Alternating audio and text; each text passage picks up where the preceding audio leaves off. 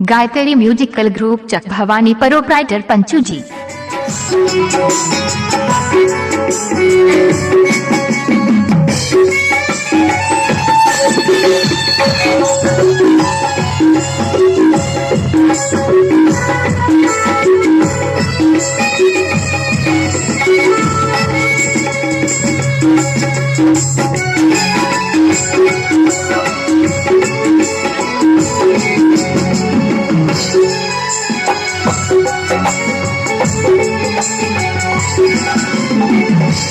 अखैन अपनी सबसे रहे थी गायत्री म्यूजिकल ग्रुप की शानदार प्रस्तुति।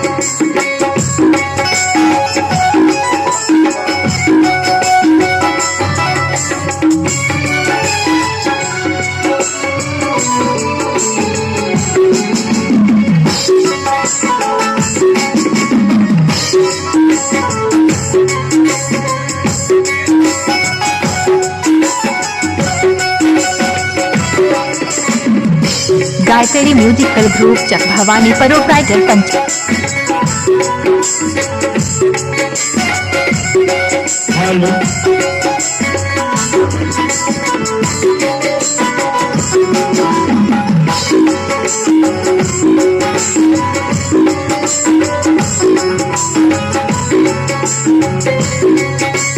अखैन अपनी सबसे रहे थी गायत्री म्यूजिकल ग्रुप की शानदार प्रस्तुति।